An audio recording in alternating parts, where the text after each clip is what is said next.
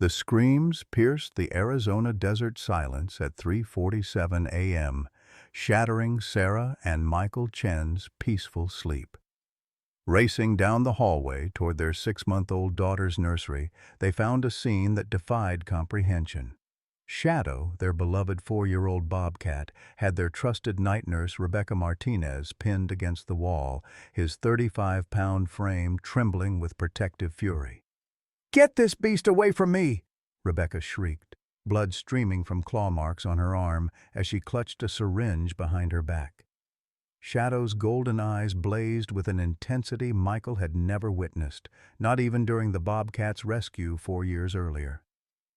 The animal's ears flattened against his head as he positioned himself between Rebecca and baby Emma's crib, a low, threatening growl rumbling from his throat.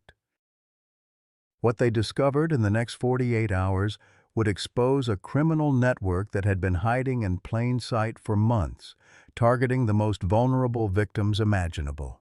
Leave a like and share your thoughts in the comments along with the city you're watching from now.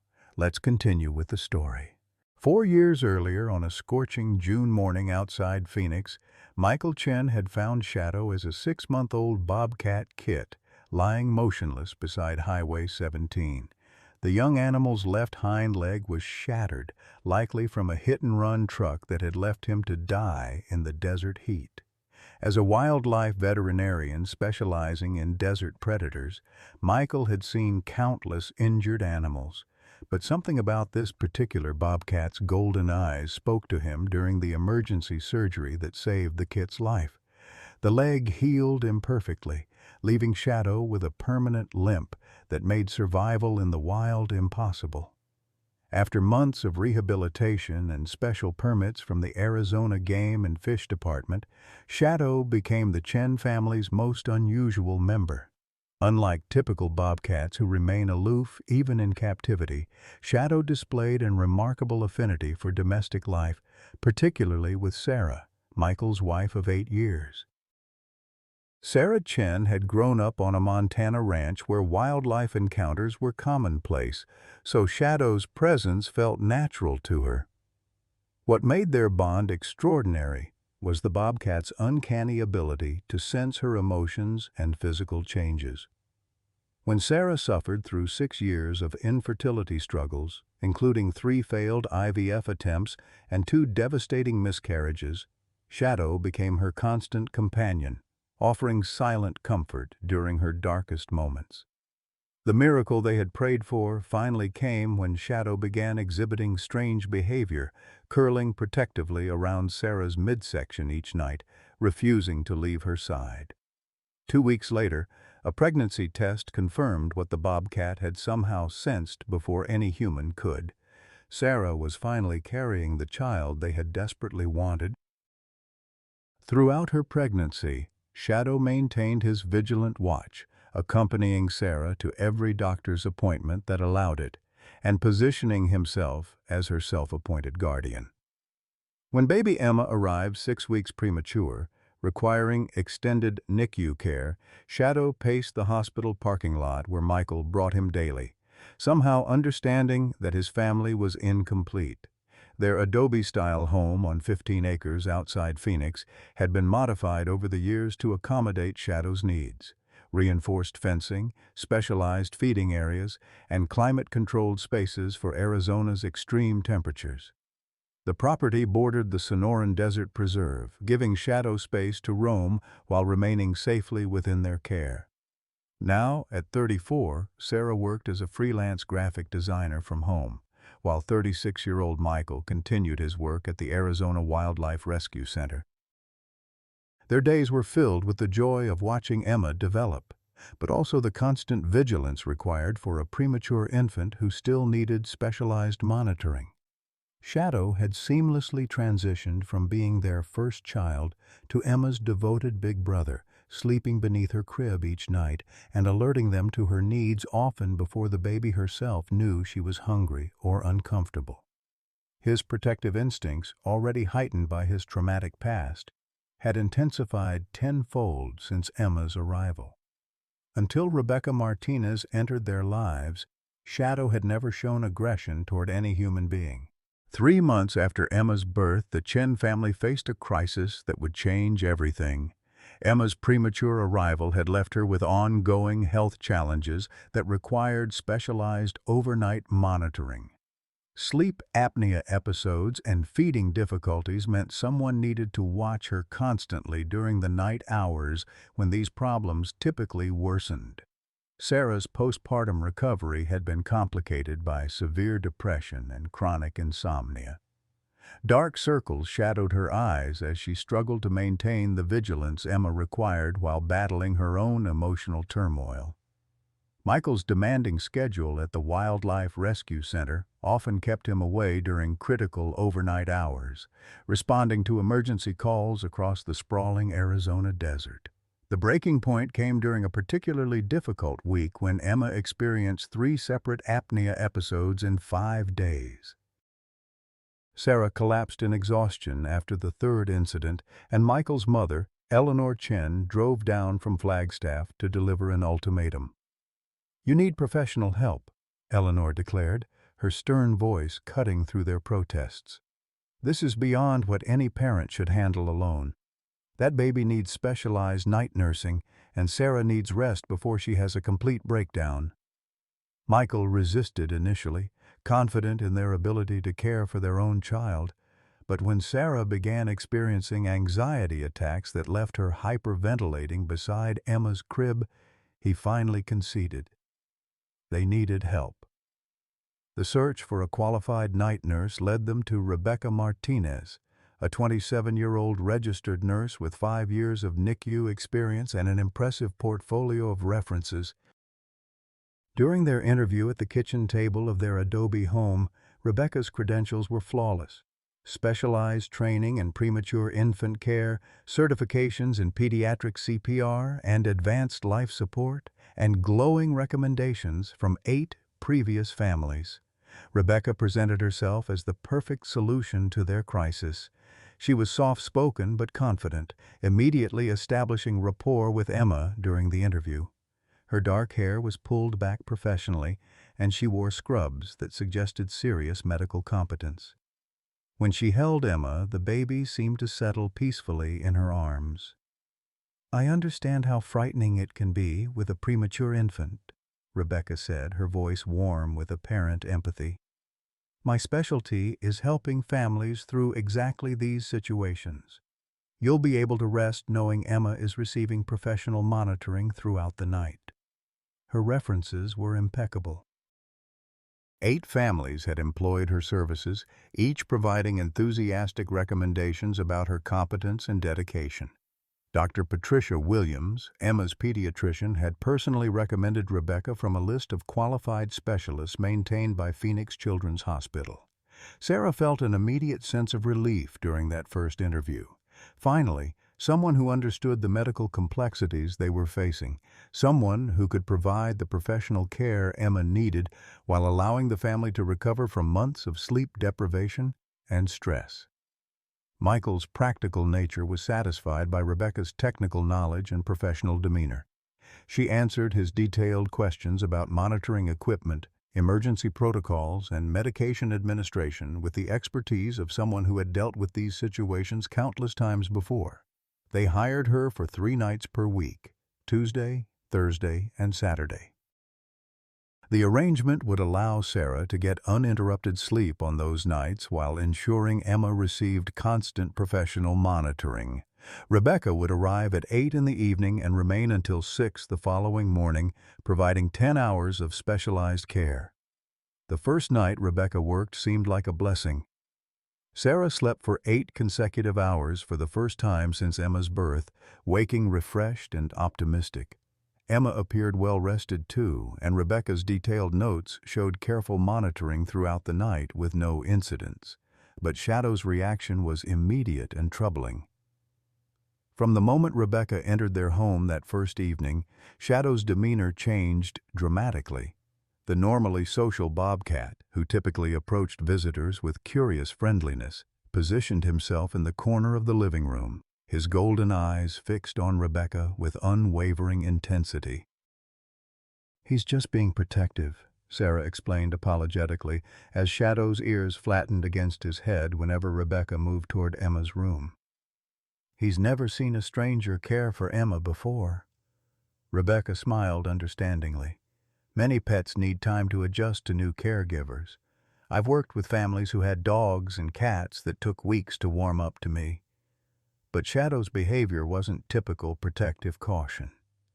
Throughout that first night, he refused to settle in his usual sleeping spot beneath Emma's crib. Instead, he paced the hallway outside the nursery, occasionally emitting low vocalizations that Michael had never heard before, a sound somewhere between a growl and a whimper. By the second week, Shadow's behavior had escalated beyond mere suspicion. He began positioning himself physically between Rebecca and Emma whenever possible, forcing the nurse to navigate around his 35-pound frame to reach the crib. When Rebecca approached with bottles or monitoring equipment, Shadow would rise from his position and take deliberate steps to block her path. "This is becoming problematic," Rebecca mentioned during her third week of employment. "I understand he's protective, but I need to be able to do my job effectively. Perhaps he could be confined to another room during my shifts." Sarah's heart sank at the suggestion. Shadow had never been separated from Emma during sleep hours since the baby's arrival home from the hospital. The idea of confining him seemed cruel and unnecessary, especially since he had never shown actual aggression, just intense, persistent surveillance. Michael found himself caught between practical necessity and growing unease. Shadow's behavior was unlike anything he had observed in 4 years of living with the Bobcat. As a wildlife veterinarian, Michael understood that bobcats possessed extraordinary sensory capabilities, able to detect subtle changes in scent, behavior, and even human pheromones that might indicate stress or deception. "What if he's sensing something we can't?" Michael asked Sarah one evening after Rebecca had left. They stood in Emma's doorway, watching Shadow settle beneath the crib with visible relief now that the nurse was gone. Sarah felt torn between exhaustion and intuition. But what could he possibly be sensing? Rebecca is professional, qualified, and Emma seems fine after her shifts. Maybe we're reading too much into normal animal behavior. Dr. Amanda Foster, an animal behaviorist Michael consulted at the Wildlife Center, offered a different perspective. "Bobcats are extremely intuitive about human intentions," she explained. "Their survival has depended on accurately assessing threats for thousands of years. If Shadow perceives something threatening about this woman, there might be a reason." The warning signs continued to multiply. Shadow's sleep patterns became completely disrupted on nights when Rebecca worked. Instead of his usual 8 hours of rest, he remained alert and vigilant throughout her entire shift, his eyes tracking her every movement through the house. More concerning was Shadow's territorial behavior. Despite being neutered, he began marking around Emma's room on nights when Rebecca was scheduled to work, behavior that was completely abnormal for him. It was as if he was establishing ownership and warning away an intruder. The Bobcat also began bringing gifts to Sarah and Michael. Small toys from Emma's room, blankets, even items from Rebecca's medical bag that he somehow managed to retrieve. Each morning after Rebecca's shifts, they would find these objects carefully arranged near their bedroom door, as if Shadow was trying to communicate something important. Most disturbing was Shadow's physical intervention with Rebecca herself. On several occasions, Sarah and Michael observed him gently but firmly, grasping Rebecca's clothing with his teeth, attempting to guide her away from Emma's crib. When Rebecca tried to ignore these signals, Shadow would position his body as a barrier, forcing her to acknowledge his presence. "I've never seen anything like this," Michael confided to Sarah after observing one of these interactions. "Shadow is trying to tell us something, but we're not understanding his message." The tension in their household was becoming unbearable. Rebecca's complaints about Shadow's interference were escalating, and she had begun suggesting that the Bobcat's behavior was becoming aggressive rather than merely protective. Sarah's anxiety was returning as she worried about the conflict between her trusted nurse and beloved Shadow. 3 weeks into Rebecca's employment, the situation reached a crisis point that would force Michael to make a decision that would change everything. The crisis that would shatter the Chen family's trust came on a humid Tuesday evening in late September. Shadow's behavior had escalated beyond anything they had witnessed before, and Rebecca Martinez delivered an ultimatum that forced impossible choices upon the already stressed family. "I can't continue working under these conditions," Rebecca announced as she stood in their living room, her medical bag clutched defensively against her chest. Shadow sat 10 feet away, his golden eyes never leaving her face, his body tense with barely contained energy. "That animal is preventing me from providing proper care to Emma. Either he goes or I do." Sarah felt her world crumbling. The thought of losing Rebecca's professional care terrified her almost as much as the idea of separating Shadow from their family. Emma's health still required careful monitoring, and Sarah's own fragile mental state depended on the security that Rebecca's expertise provided. "Please, Rebecca," Sarah pleaded, exhaustion evident in her voice. "Shadow has never actually hurt anyone. He's just being overprotective. Maybe we can work out some kind of compromise?" Michael watched the confrontation with growing dread. His veterinary training told him to trust Shadow's instincts, but his responsibility as a father demanded that Emma receive the best possible medical care. The conflict between animal intuition and human logic was tearing him apart. Rebecca's expression hardened. "Mrs. Chen, I've been a pediatric nurse for 5 years. I've worked with families who had pets, and I understand normal adjustment periods. This goes far beyond that. Your Bobcat is exhibiting predatory stalking behavior. He follows me constantly, blocks my access to Emma, and has begun showing teeth when I approach the crib. Last night, he actually grabbed my arm with his mouth." The revelation about Shadow grabbing Rebecca's arm sent shockwaves through both parents. Shadow had never used his teeth on a human being, not even during his most painful medical treatments following his rescue. "He grabbed you?" Michael asked, his voice tight with concern. "Why didn't you tell us immediately?" "I didn't want to alarm you unnecessarily," Rebecca replied, rolling up her sleeve to reveal what appeared to be faint bruising on her forearm. "But I can't ignore escalating aggression.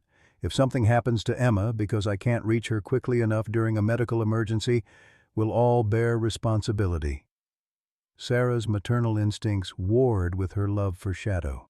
The possibility that her beloved Bobcat might somehow endanger Emma was unthinkable, but equally impossible to dismiss given Rebecca's professional assessment.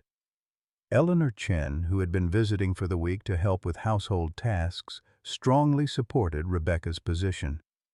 "This is exactly what I warned you about," she told Michael privately. "Wild animals are unpredictable, no matter how tame they seem. You have to choose between a pet and your daughter's safety." The family meeting that evening was heartbreaking. Sarah cried as they discussed options for Shadow's temporary relocation during Rebecca's shifts. Michael's Wildlife Center had facilities that could house Shadow, but the idea of separating him from the family he had claimed as his own seemed cruel beyond measure. "What if we just try it for 1 week?" Sarah suggested desperately. "Maybe Shadow will adjust once he realizes Rebecca isn't a threat." But even as she spoke the words, Sarah knew they felt wrong. Shadow's behavior wasn't random or jealous. It was purposeful and consistent, the actions of an animal trying desperately to communicate something that humans couldn't understand. Michael made a decision that would prove crucial to everything that followed. "Give me 24 hours, he told Rebecca. "I want to observe Shadow's behavior more carefully before we make any permanent changes." Rebecca agreed reluctantly. but her expression suggested this was their final opportunity to resolve the situation. "One more shift," she said firmly. "But if that animal shows any further aggression, I'm contacting animal control and filing a report. I have to protect myself and my professional reputation." That night, Michael installed hidden surveillance cameras in Emma's nursery. The decision felt like a betrayal of trust toward Rebecca, but his instincts as both a veterinarian and a father demanded that he understand what was triggering Shadow's extreme behavior. The cameras were motion-activated with night vision capabilities, designed to record everything that happened during Rebecca's shift. Michael told himself he was looking for evidence of Shadow's aggression, something that might help him understand whether the Bobcat was indeed becoming dangerous. The first night of surveillance seemed to confirm Rebecca's account. The cameras captured Shadow's persistent stalking behavior, his positioning between Rebecca and Emma, and what appeared to be increasingly aggressive posturing. But something in the footage troubled Michael. Shadow's body language didn't match typical aggressive behavior he had observed in wild bobcats. The ears weren't fully flattened, the tail wasn't lashing, and the vocalizations were wrong for genuine predatory intent. On the second night of recording, Michael noticed something that made his blood run cold. Rebecca was making a phone call from Emma's room, speaking in low tones while the baby slept. The conversation was partially audible on the camera's audio system. "Subject 7 is showing excellent response to the current protocol," Rebecca said quietly into her phone. "Growth measurements are ahead of schedule and the family suspects nothing." Michael rewound the footage and listened again, his hands trembling as the implications sank in. "Subject 7. Protocol." What protocol was Rebecca referring to, and why was she discussing Emma in such clinical, detached terms? The next section of footage showed Rebecca photographing Emma with a small digital camera, taking multiple shots of the sleeping infant from various angles. She then opened her medical bag and removed what appeared to be measurement tools, carefully documenting Emma's length and head circumference in a notebook that was different from the official care log she left for the family each morning. Shadow's behavior suddenly made perfect sense. The Bobcat wasn't being aggressive. He was trying to protect Emma from something he had sensed but couldn't communicate. His interference with Rebecca's activities wasn't random stalking, but deliberate disruption of whatever she was doing to their daughter. Michael's veterinary training kicked in as he analyzed Rebecca's secretive activities. The photography, the measurements, the clinical language, it suggested some form of unauthorized medical monitoring or documentation. But for what purpose? The third night of surveillance provided even more disturbing evidence. Rebecca again made her mysterious phone call, but this time Michael was able to capture more of the conversation. "The growth acceleration is remarkable," Rebecca reported. "Blood work from last week shows hormone levels are responding perfectly. We should be ready to move to phase 2 within the month." Blood work? Michael felt sick as he realized Rebecca must have been taking samples during routine care procedures without their knowledge or consent. Emma's regular pediatric appointments hadn't included any recent blood tests, which meant Rebecca was conducting unauthorized medical procedures. The footage showed Rebecca removing several small vials from her bag, along with what appeared to be a pediatric blood collection kit. As she prepared to approach Emma's crib, Shadow suddenly appeared in frame, moving with purpose and determination. For the first time, Michael could see the encounter from an objective perspective. Shadow didn't attack Rebecca. He intercepted her before she could reach Emma, positioning himself as a barrier between the nurse and the baby. When Rebecca tried to move around him, Shadow gently but firmly grasped her sleeve with his teeth, pulling her away from the crib. Rebecca's immediate response was to call out loudly enough to wake the household, claiming that Shadow had attacked her. But the camera footage told a completely different story. Shadow had never shown aggression. He had shown protection. Michael's mind raced as he considered the implications. If Rebecca was conducting unauthorized medical procedures on Emma, it would explain Shadow's desperate attempts to interfere. The Bobcat's extraordinary sensory abilities would have detected chemical changes in Emma's scent, unusual stress responses, or other indicators that something was wrong. The realization that they had been questioning Shadow's judgment while allowing a potential predator access to their daughter filled Michael with rage and self-recrimination. His animal instincts had been trying to save Emma while the humans had been focused on maintaining social conventions and professional relationships. Armed with this evidence, Michael knew he had to act quickly. Rebecca was scheduled to work again the following evening, and whatever protocol she was following seemed to be accelerating. The mention of Phase 2 suggested that Emma was in immediate danger. But confronting Rebecca directly might drive her away before they could gather enough evidence to involve law enforcement. Michael needed to be strategic, to protect Emma, while ensuring that whatever crime was being committed could be properly documented and prosecuted. The decision he made would determine whether his family survived the nightmare that was about to unfold. Michael's hands shook as he reviewed the surveillance footage for the fourth time, each viewing revealing new layers of deception that made his stomach churn. The evidence was undeniable. Rebecca Martinez was conducting unauthorized medical procedures on their 6-month-old daughter, and Shadow had been trying to protect Emma from the very beginning. Unable to bear the weight of this discovery alone, Michael called Dr. James Wilson, Emma's pediatrician, at 6 in the morning. Dr. Wilson had been treating the Chen family since Emma's premature birth and had personally recommended Rebecca from the hospital's approved list of specialized nurses. "Jim, I need you to look at something immediately," Michael said, his voice barely controlled. "It's about Emma and the night nurse you recommended." Dr. Wilson arrived at their home within an hour, his usually calm demeanor shifting to alarm as Michael showed him the camera footage. The pediatrician's face grew pale as he watched Rebecca's secretive phone calls and unauthorized documentation. "This is completely outside any legitimate medical protocol," Dr. Wilson confirmed, his voice tight with professional outrage. "No nurse has authority to conduct blood draws or measurements without explicit parental consent and physician orders.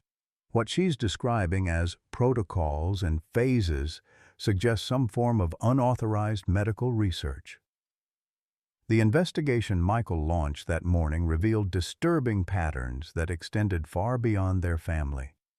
Working with Dr. Wilson's contacts at Phoenix Children's Hospital, they discovered that 3 other families who had employed Rebecca's services had reported unusual developmental patterns in their children: accelerated growth, advanced motor skills, and unexplained changes in blood chemistry. Sarah's reaction to the revelation was devastating to witness. When Michael finally showed her the footage, she collapsed into a chair beside Emma's crib, her body racked with sobs of guilt and terror. "I brought her into our home," Sarah whispered through her tears. "I trusted her with our baby while questioning Shadow's judgment. What kind of mother does that make me?"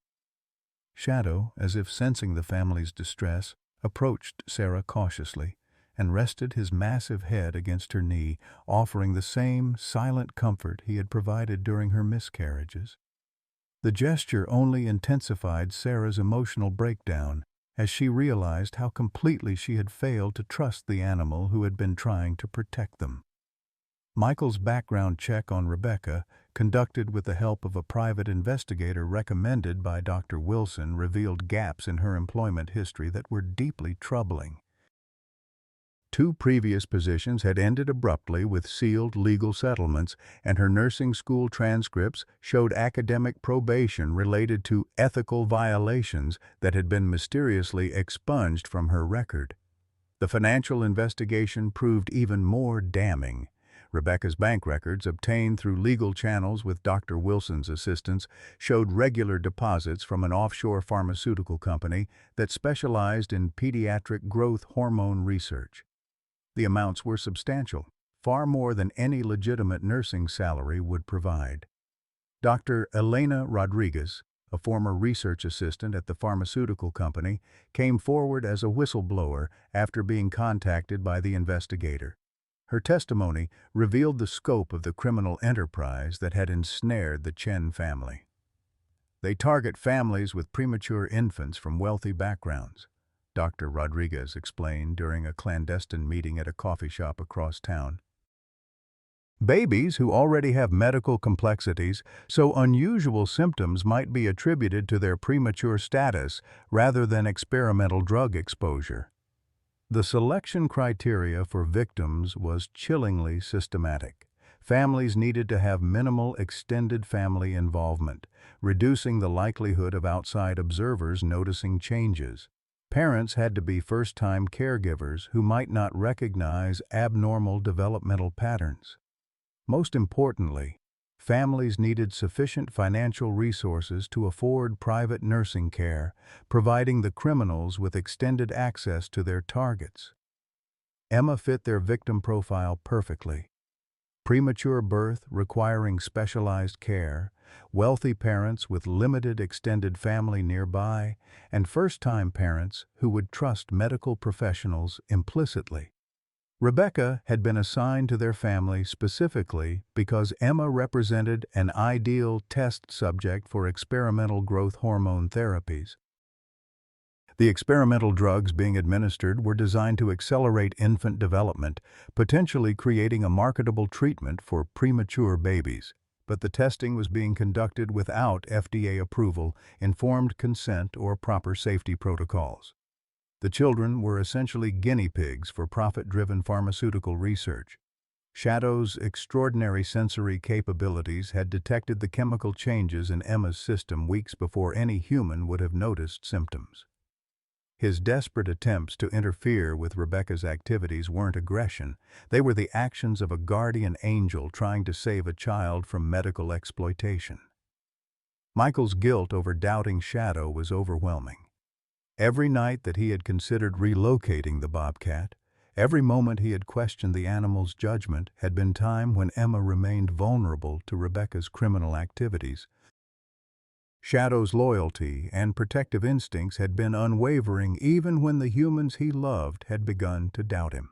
The pharmaceutical company's research protocol was designed to span several months, with Emma currently in what Rebecca had called Phase 1. Initial hormone exposure to establish baseline responses. Phase 2 would involve increased dosages and more invasive monitoring, including regular blood draws and 24-hour surveillance that would have required Emma to be hospitalized under false pretenses. Dr. Rodriguez revealed that the ultimate goal was to document rapid infant development that could be marketed to parents of premature babies worldwide. The potential profits were enormous, but the risks to the test subjects were unknown and potentially catastrophic. Long-term effects could include organ damage, neurological problems, or developmental disorders that might not manifest until years later. The criminal network operated across multiple states, with Rebecca being just one of dozens of nurses recruited to conduct unauthorized testing. Each nurse was assigned specific families and given quotas for data collection and drug administration. The pharmaceutical company provided false credentials, fabricated references, and even infiltrated hospital recommendation systems to place their operatives with target families. Michael realized that confronting Rebecca directly would be catastrophic. If she suspected that her activities had been discovered, she might accelerate Emma's exposure to dangerous drug levels or simply disappear, taking critical evidence with her.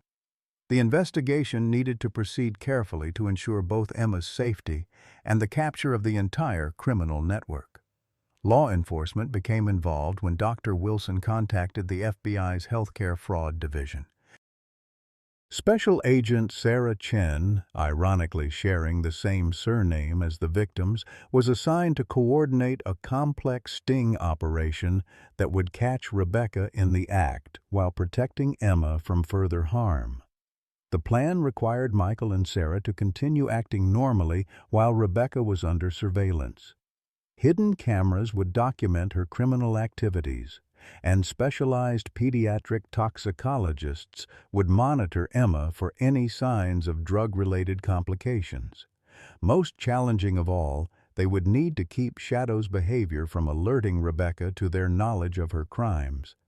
Shadow's role in the investigation became crucial. His ability to detect chemical changes in Emma's system made him an early warning system for any escalation in Rebecca's drug administration. The plan was to allow one more supervised encounter where Rebecca's activities could be fully documented while Emma remained protected. The ethical implications of using their daughter as bait in a criminal investigation were agonizing for both parents. But Dr. Wilson and the FBI team convinced them that this was the safest way to gather enough evidence to prosecute the entire network and protect other children from similar exploitation. As they prepared for what would be Rebecca's final shift in their home, Michael spent hours with Shadow, apologizing for doubting the Bobcat's instincts and preparing him for his role as Emma's protector during the most dangerous night they would face. The investigation had revealed a truth more horrifying than they could have imagined, but it had also confirmed something beautiful: the unbreakable bond between a rescued animal and the family he had claimed as his own. Shadow's loyalty had quite literally saved Emma's life, and now that loyalty would be tested in the ultimate confrontation between good and evil. Tomorrow night would determine whether justice prevailed or whether the criminals escaped to victimize other innocent families. The evening that would determine Emma's fate began with deceptive normalcy. Rebecca Martinez arrived at 8 o'clock sharp, her professional demeanor masking the criminal intent that Michael and Sarah now recognized with horrifying clarity. FBI surveillance teams had positioned themselves throughout the neighborhood, while specialized medical personnel waited on standby to intervene if Emma showed any signs of distress. Shadow's behavior that evening was unlike anything the family had witnessed before. The moment Rebecca entered their home, the Bobcat's entire body language shifted into what Michael recognized as a predatory stance. Every muscle was coiled with tension, his golden eyes tracking Rebecca's every movement with laser-like intensity. The animal seemed to understand that tonight was different, that the protection he had been providing for weeks would finally be tested to its limits. "He seems particularly agitated tonight," Rebecca observed, her voice carrying a note of concern that Michael now realized was probably calculation rather than genuine worry. "Perhaps we should consider sedating him for everyone's safety." The suggestion sent alarm bells through Michael's mind. Sedating Shadow would remove Emma's primary protector during the most dangerous night she would face. "No," Michael replied firmly. "Shadow will settle down once we establish the evening routine." Sarah's performance during those early evening hours was remarkable considering the terror she felt inside. She chatted normally with Rebecca about Emma's day, discussed feeding schedules, and reviewed the baby's recent developmental milestones, all while knowing that the woman she was speaking to had been secretly drugging her daughter for weeks. At 10:30, Michael and Sarah retired to their bedroom according to plan, leaving Rebecca alone with Emma for what they knew would be the final time. Hidden cameras captured every moment, while FBI agents monitored the live feeds from a command center established in a neighbor's garage. The first hour passed without incident as Rebecca maintained her facade of legitimate nursing care. She checked Emma's vital signs, recorded routine observations in the official care log, and settled into the rocking chair beside the crib. But Shadow never relaxed his vigilance, positioning himself strategically where he could observe both Rebecca and the approaches to Emma's room. At midnight, Rebecca's true activities began. She retrieved her cell phone and made the call that FBI technicians were now recording as evidence. "Subject 7 is ready for Phase 2 initiation," she reported in the clinical tone that had chilled Michael when he first heard it on the surveillance footage. "All baseline measurements are complete, and hormone response has been optimal." The conversation continued with details that made the listening FBI agents exchange grim looks. Rebecca was receiving instructions for a significant escalation in Emma's drug exposure, including multiple injections that would occur throughout the night to test the infant's tolerance for increased dosages. "The family suspects nothing," Rebecca assured her handler. "The animal remains problematic, but I've prepared contingencies to deal with that obstacle." Shadow's ears flattened against his head as Rebecca ended the call and began removing equipment from her medical bag that the family had never seen before. Along with the familiar vials and syringes, she produced what appeared to be a small tranquilizer gun and several chemical-soaked cloths. The FBI team tensed as they realized Rebecca was prepared to incapacitate Shadow if he interfered with her plans. Dr. Wilson, monitoring from the command center, spoke urgently into his radio. "If she uses those chemicals on the Bobcat, we need to intervene immediately. Those substances could be lethal to a 35-pound animal." Rebecca's first injection was administered while Emma slept peacefully in her crib. The baby stirred slightly but didn't wake as the experimental hormone solution entered her bloodstream.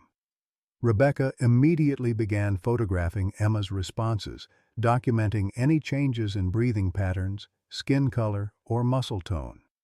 Shadow detected the chemical changes in Emma's system within minutes.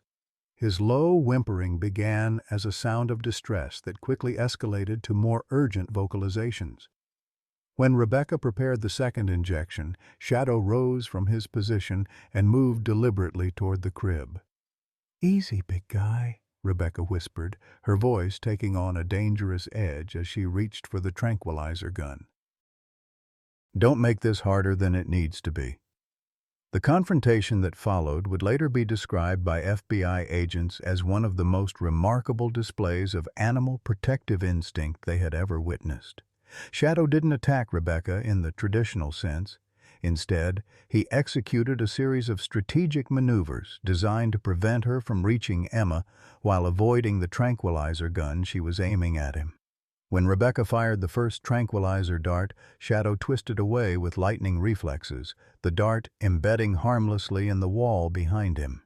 His movement brought him between Rebecca and the crib, exactly where he needed to be to protect Emma from the second injection. Rebecca's professional facade crumbled as she realized the Bobcat was actively thwarting her criminal activities. "You goddamn animal!" she hissed, abandoning any pretense of quiet nursing care as she loaded another tranquilizer dart.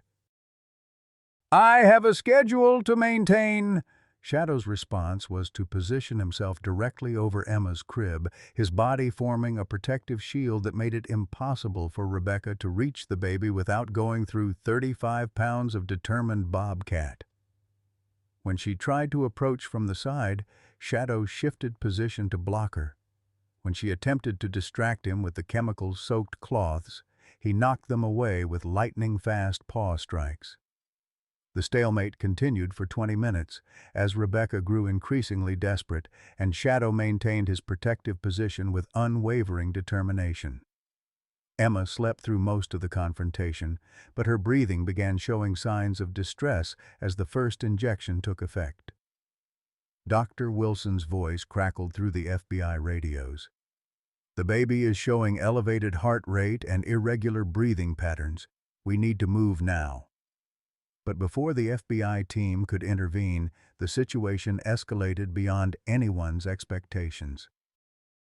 Rebecca, realizing that her mission was failing and her criminal activities were likely being documented, made a desperate decision that would haunt everyone involved. She grabbed Emma from the crib with one arm while pointing the tranquilizer gun at Shadow with the other hand. "Back off, or I'll kill both of you!" she screamed, her professional mask completely shattered to reveal the cornered criminal beneath. Shadow's response was immediate and decisive. Rather than retreat, he launched himself directly at Rebecca, accepting the tranquilizer dart that struck him mid-leap in order to knock the weapon away from Emma. The impact sent Rebecca stumbling backward, but she managed to maintain her grip on the baby while Shadow collapsed to the floor, the powerful sedative coursing through his system. Emma's cries finally pierced the night as the confrontation reached its climax. Rebecca, now holding the baby hostage while Shadow lay motionless on the nursery floor, backed toward the window as FBI agents surrounded the house. "Nobody comes in here!" Rebecca shouted as flashlight beams illuminated the nursery windows. "I'll drop this baby if anyone tries to stop me."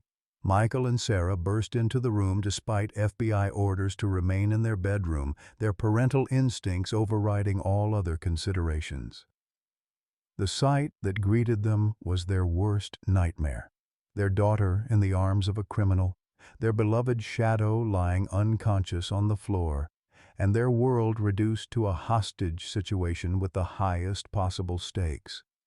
But even unconscious, Shadow had accomplished his mission. Emma was alive. Rebecca's criminal activities had been fully documented, and law enforcement was positioned to prevent her escape. The Bobcat, who had spent weeks trying to communicate a danger that humans couldn't perceive, had finally forced the truth into the light, sacrificing himself to protect the child he loved. The final act of this nightmare was about to unfold, with Shadow's life hanging in the balance, and Emma's safety depending on the courage and wisdom of everyone involved. The hostage situation that unfolded in Emma's nursery became a nightmare that tested every person involved beyond their breaking points. Rebecca Martinez, her professional mask completely shattered, held 6-month-old Emma against the window while FBI negotiators attempted to establish communication.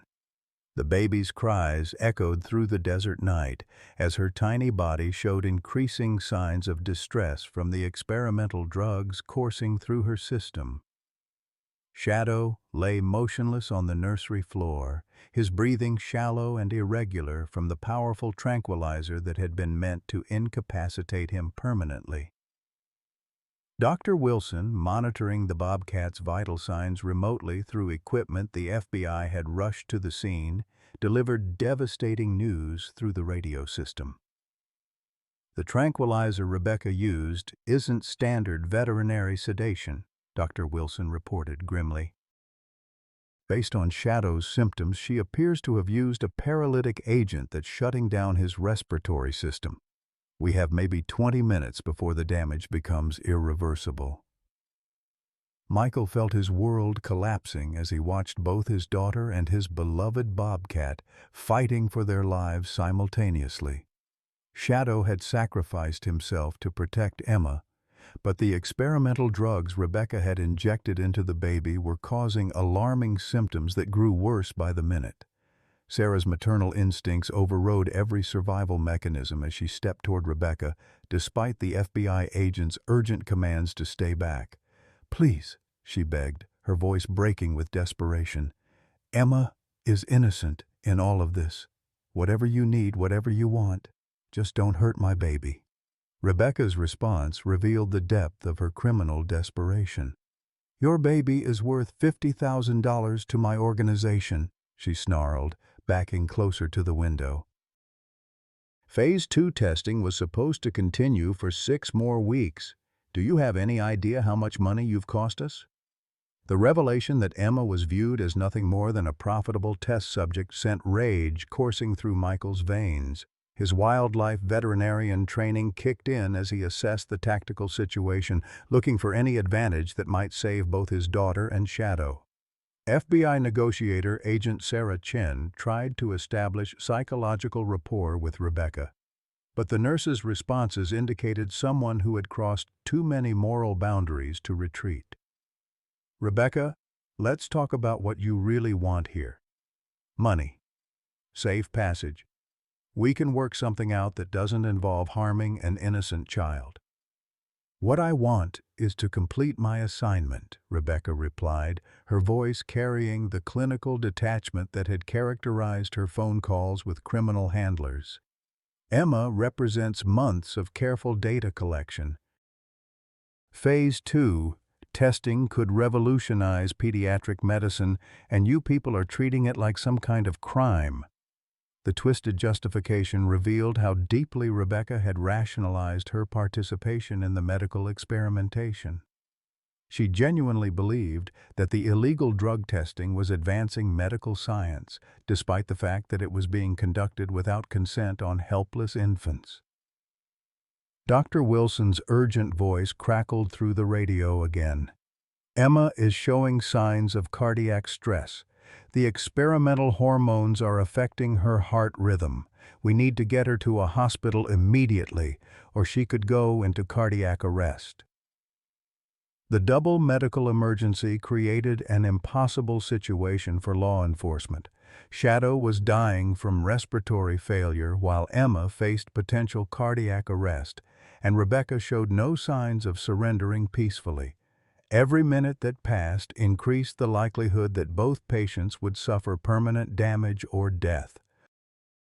Michael made a decision that horrified the FBI team, but demonstrated the depth of his love for both his daughter and Shadow. "Rebecca!" he called out, his voice steady despite his inner turmoil. "I'm a veterinarian. I can see that Shadow is dying, and I know Emma needs immediate medical attention. Let me treat them both, and I'll help you get whatever you need." Agent Chen spoke urgently into her radio. "Do not let the father negotiate. He's emotionally compromised and could escalate the situation." But Michael's veterinary expertise provided insights that law enforcement lacked. He recognized that Rebecca's nursing background meant she understood the medical crisis she had created. Emma's symptoms were becoming visible even to untrained observers, and Rebecca's own professional instincts were being triggered by the sight of a critically ill infant. "You know Emma is in serious distress," Michael continued, appealing to whatever remained of Rebecca's medical ethics. "Her breathing is labored, her color is changing, and those experimental drugs are affecting her cardiovascular system. Even if your research succeeds, a dead test subject provides no useful data." Rebecca's grip on Emma loosened slightly as she processed Michael's words. The criminal enterprise that employed her needed living subjects to provide valuable research data. A dead baby would represent a complete failure of her mission and likely result in severe consequences from her handlers. The psychological pressure of the situation was breaking Rebecca down in real time. Months of maintaining a false identity while conducting illegal medical procedures had taken its toll on her mental stability. The confrontation with Shadow had shattered her careful planning, and the presence of FBI agents meant her criminal activities were now fully exposed. Shadow's breathing became more labored as the paralytic agent continued its devastating work on his respiratory system. Michael watched helplessly as the Bobcat who had saved his daughter's life slowly suffocated on the nursery floor. The irony was heartbreaking. Shadow had sacrificed himself to protect Emma, but both of them might die because of Rebecca's criminal desperation. Sarah's voice cut through the tense negotiations with a mother's desperate plea. "Rebecca, look at Emma. Really look at her. She's turning blue around her lips. Whatever drugs you gave her are killing her right now. You became a nurse to help children, didn't you? Help her now." The appeal to Rebecca's original motivation for entering the nursing profession created a moment of visible internal conflict. For just an instant, her clinical detachment wavered as she looked down at Emma's distressed condition. The baby's breathing was indeed becoming more labored, and her coloring showed signs of oxygen deprivation. But the moment of potential compassion passed as Rebecca's phone buzzed with an incoming call from her criminal handlers. The sound seemed to remind her of the larger organization that controlled her actions and the consequences she would face if she failed to complete her mission. "Phase 2 continues as planned," Rebecca announced, her voice regaining its clinical coldness as she answered the phone while still holding Emma. "Minor complications with local interference, but the situation is under control." The FBI team realized that Rebecca was communicating with accomplices who might be coordinating additional criminal activities or planning her extraction from the scene. Agent Chen made the tactical decision that negotiation had failed and immediate action was necessary to save both patients. The assault on the nursery began with tactical precision, designed to minimize risk to Emma while maximizing the chances of capturing Rebecca alive. Flashbang grenades created momentary disorientation, while specialized FBI agents trained in hostage rescue moved with lightning speed to separate Rebecca from the baby. In the chaos that followed, Emma fell from Rebecca's arms as the nurse was tackled by federal agents. Michael dove forward to catch his daughter, while Dr. Wilson and his emergency medical team rushed into the room to begin life-saving treatment for both patients. The nightmare had reached its crescendo, but the battle for Emma and Shadow's lives was just beginning. The aftermath of the FBI assault transformed Emma's nursery into a battlefield of medical emergency teams fighting to save two lives hanging by threads. Michael caught his daughter as she fell from Rebecca's arms, immediately noticing the alarming blue tinge around her lips and the irregular rhythm of her breathing. Dr. Wilson's emergency medical team rushed into the room, their equipment clattering against the chaos of overturned furniture and broken glass from the tactical entry. Emma's condition was deteriorating rapidly as the experimental hormones Rebecca had injected created a cascade of life-threatening complications. Dr. Wilson worked frantically to establish an IV line in the infant's tiny arm, while monitoring equipment showed her heart rate climbing to dangerous levels.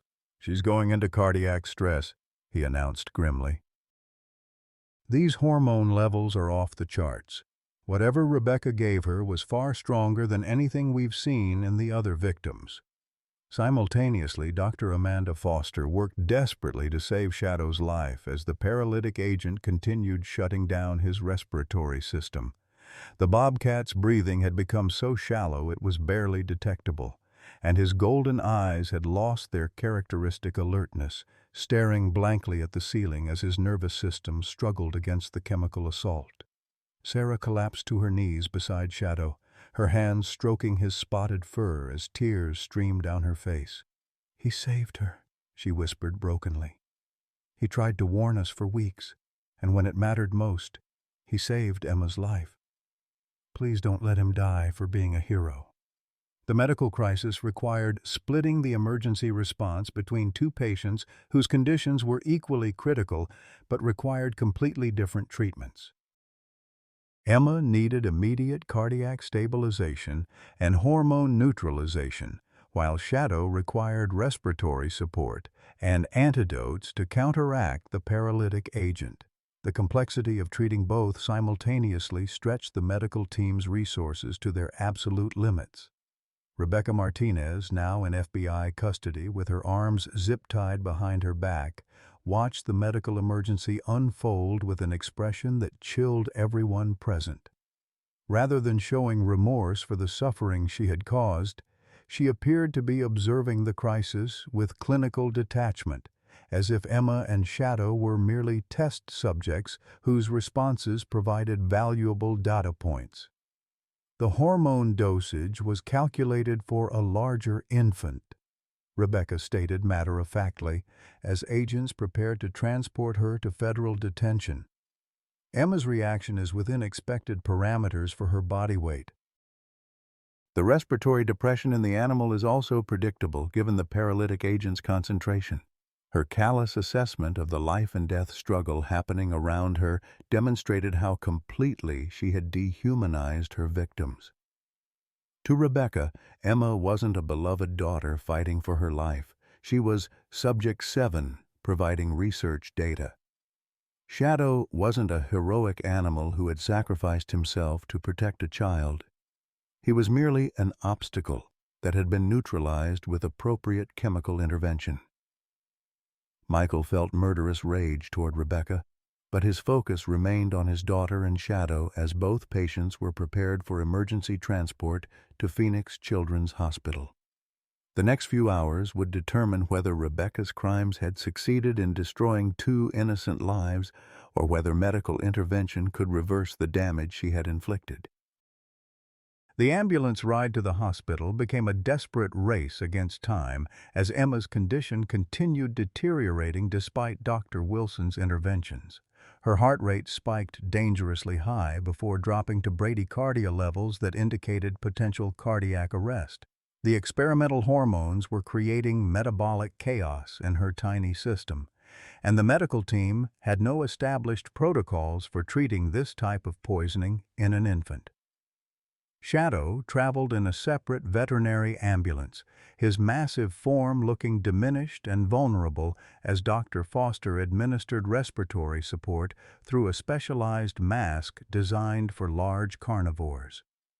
The Bobcat's survival depended on whether the antidotes could counteract the paralytic agent before it caused irreversible brain damage from oxygen deprivation.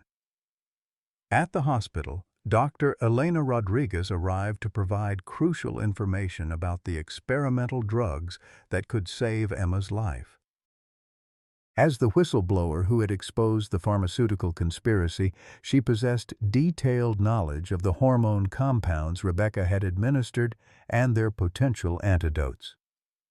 The growth hormone cocktail includes 3 experimental compounds that interact synergistically, Dr. Rodriguez explained as the pediatric emergency team worked frantically around Emma's tiny form. Standard hormone antagonists won't be effective because the synthetic analogs bypass normal regulatory pathways. We need to use a combination therapy that I helped develop during my time with the company.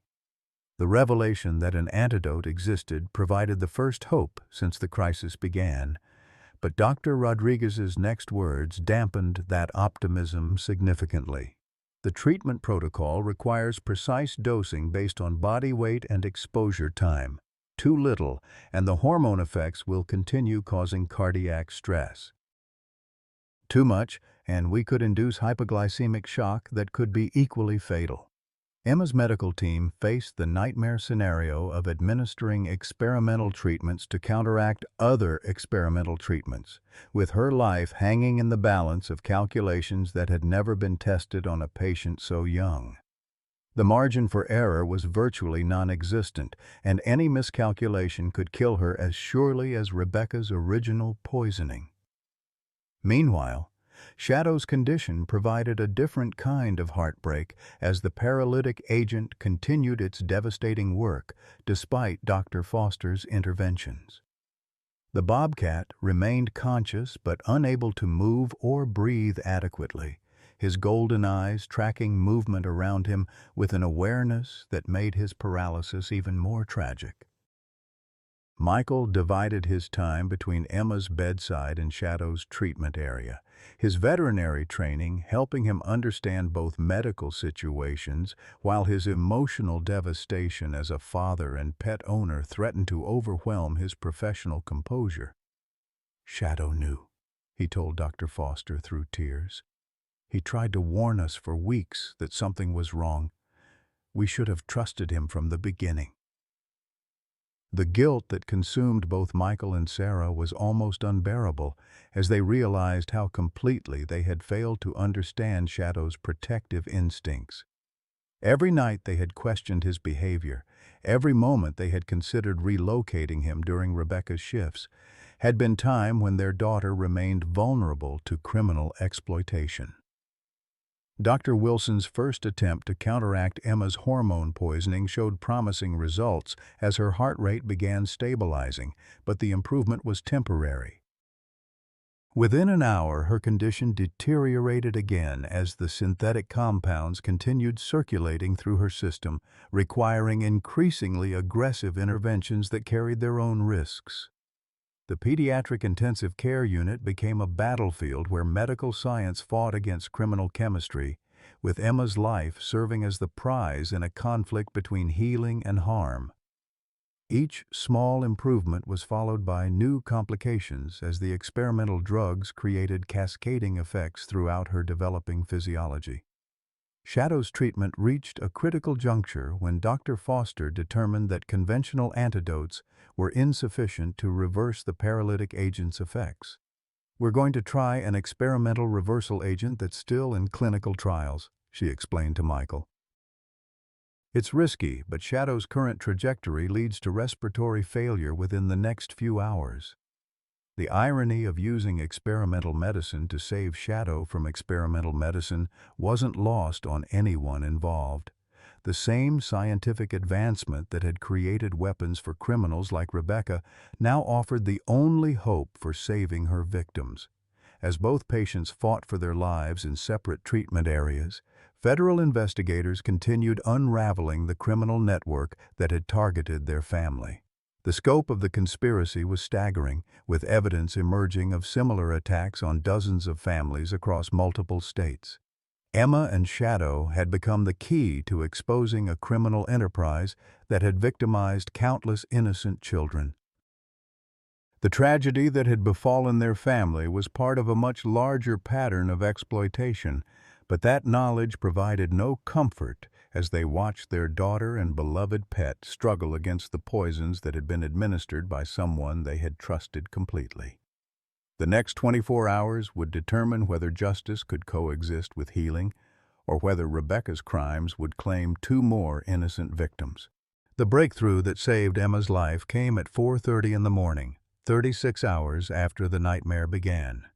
Dr. Rodriguez's experimental antidote protocol finally achieved the delicate balance needed to neutralize the hormone compounds coursing through Emma's system. Her heart rate stabilized within normal parameters for the first time since Rebecca's final injection, and the dangerous blue tinge around her lips gradually faded as her oxygen levels improved. Michael and Sarah had maintained a bedside vigil throughout the crisis, taking turns holding Emma's tiny hand while machines monitored every vital sign. When Dr. Wilson announced that the worst of the cardiac stress had passed, Sarah collapsed against Michael's chest, her body racked with sobs of relief and exhaustion. "She's going to be okay," Dr. Wilson confirmed, his voice carrying the cautious optimism of a physician who had seen too many close calls. "The hormone levels are dropping steadily, and her cardiovascular system is responding normally. We'll need to monitor her for several more days to ensure there are no delayed effects, but the immediate danger has passed."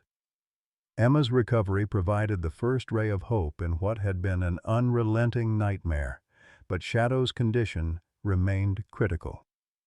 The experimental reversal agent Dr. Foster had administered was showing promising signs, but the Bobcat's respiratory function remained severely compromised.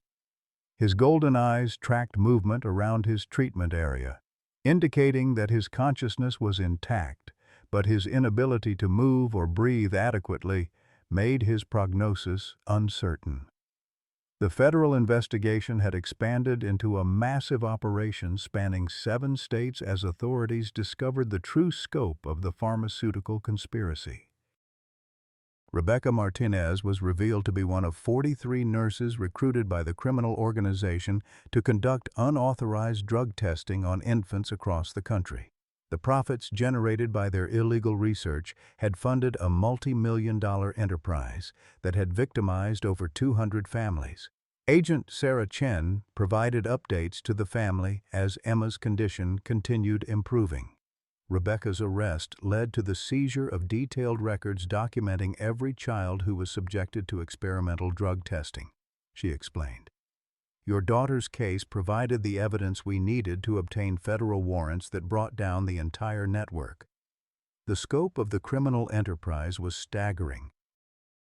Pharmaceutical executives had recruited desperate nurses through legitimate employment agencies, offering substantial financial incentives to participate in what they claimed was accelerated pediatric research approval processes. Many of the nurses, like Rebecca, had significant debts or personal financial crises that made the illegal payments irresistible. Dr. Rodriguez's role as a whistleblower had been crucial to exposing the conspiracy, but her decision to come forward had required enormous courage. "I knew children were being harmed," she told the FBI investigators. "When I saw the hormone levels they were testing on infants, I realized this wasn't legitimate research. It was criminal experimentation on helpless victims." The pharmaceutical company's executives had calculated that the profits from successful hormone therapies would far exceed any legal penalties they might face if caught. They specifically targeted premature infants because their existing medical complexities would mask symptoms of experimental drug exposure, making detection by parents and physicians less likely. Emma's case had disrupted their carefully planned timeline because Shadow's protective instincts had forced the truth into the open before the testing could be completed. The Bobcat's extraordinary sensory capabilities had detected chemical changes that human observers couldn't perceive, making him an unwitting hero in exposing crimes that might otherwise have continued undetected for years. On the second day of Emma's hospitalization, Shadow's condition finally began improving as the experimental reversal agent counteracted the paralytic compound. His breathing became deeper and more regular, and he began responding to vocal commands from Michael and Dr. Foster. The first sign of his recovery came when he managed to lift his massive head slightly upon hearing Emma's cries from the pediatric ward. "He's asking about Emma," Michael told Dr. Foster, recognizing the soft chirping sound Shadow made when he was concerned about the baby. Even paralyzed and fighting for his own life, he still worried about protecting her. The bond between Shadow and Emma had transcended normal animal-human relationships, creating a connection that defied scientific explanation. Throughout his recovery, Shadow showed more interest in Emma's condition than his own medical treatment, becoming agitated whenever he couldn't hear her voice or detect her scent. Dr. Foster arranged for Shadow to be moved to a treatment area where he could see into Emma's room through a window. The moment the Bobcat spotted Emma in her hospital crib, his vital signs improved dramatically, as if seeing her safety provided the motivation he needed for his own recovery. The legal proceedings against Rebecca and her co-conspirators moved swiftly, as federal prosecutors built cases based on the overwhelming evidence collected during the investigation. Rebecca's detailed records of Emma's drug exposure provided prosecutors with documentation of criminal intent that made conviction virtually certain. Rebecca's psychological evaluation revealed a woman who had completely rationalized her participation in child exploitation. She showed no remorse for the suffering she had caused, instead expressing frustration that her research had been interrupted before completion. Her testimony during plea negotiations demonstrated the depth of moral corruption that had enabled her to systematically poison innocent children. The other families victimized by the conspiracy began coming forward as news of the arrests spread. Parents who had noticed unusual developmental patterns in their children finally understood that their concerns had been justified. Many of the affected children required ongoing medical treatment to address the long-term effects of unauthorized hormone exposure. Michael's Wildlife Center became involved in Shadow's recovery as specialized equipment was needed to accommodate a large carnivore's rehabilitation needs. The Bobcat's case attracted international attention from veterinary researchers interested in the neurological effects of paralytic agents on wild animal physiology. Shadow's remarkable intelligence continued to astound the medical team treating him.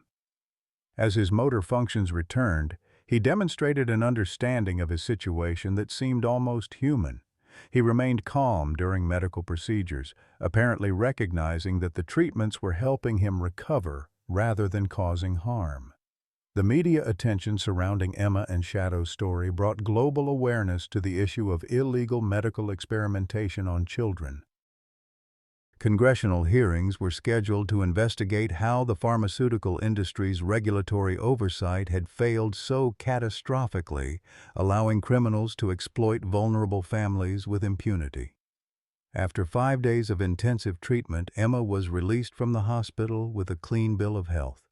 The experimental hormones had been completely eliminated from her system, and extensive testing showed no evidence of lasting damage to her cardiovascular or neurological development.